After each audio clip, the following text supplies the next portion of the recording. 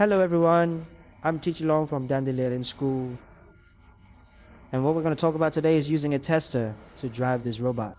Before we talk about the new content, let's review the content of the last lesson. What was the main content of our last lesson? I met the robot has three components: the body of the robot's tester. And in the robot control cabinet below, it's made up of three parts. Now we're going to learn how to drive the robot today. What do we go to the system for? Go and learn the function of the buttons on this test drive. Let's switch to the computer for a detailed study. And then we're going to move the robot. Let's take a look at what functions the tester has. The tester is really abbreviated to TP. What functions can I have? Let's take a look. You can move the robot.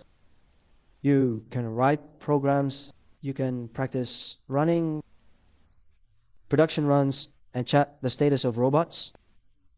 You can also run it manually. This is monochrome. This is early days. We are using this latest color one now. The first two are old. Well, most of our new robots now are cameras like this. This shows the app. Let's find out a little bit. It is robots produced by different manufacturers. His test drive was different. There are domestic products and others, right, are different. Let's take a look at this for a while. The appearance is different. Okay, let's take a look at some of the features of this new social device. Was it lighter then? It's very lightweight.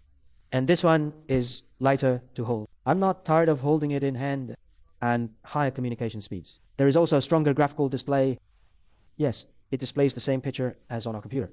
It's very clear.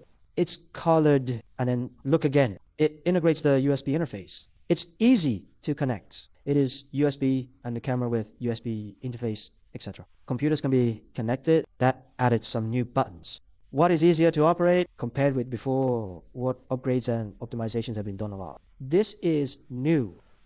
Then we are the picture. Let's take a look at the real picture over here. What buttons are on our personal trainer? This is called emergency stop. We have an emergency situation, and this is filmed as an emergency stop switch. What about here? There's one called TP selection on the right and left. Does it work or not? That's us. What must be in use must be effective in test drive mode. That is, when it works, we can press this button again to work, right? Before it can be used. If I turn off when something doesn't work. So what is this test drive? So here's the thing. What can be put off when we are not using it to prevent some like here now, one of the selector switches. Then try again. Just behind. Is there one on the back? This girl, let's take a look. What is this called? This security we thought was one. It's mainly for a security purpose. There's only this one in the middle. Only we robots can move. And once we get scared by someone or dozing off. So here's an analogy. We are loose. The hand loosened. Then we can't control the robot. That is only when we are very awake. Enough control. Our hand is just in the middle position. You get scared. Push too hard. So will the robot. What stops 4 feet? What will the robot call the police? Only according to the middle position. We can manipulate the robot. It's called anthropology. It is also designed from a safe perspective. Such a dead man. Explain. Then these related buttons. So we go further down. And this button has these buttons on it.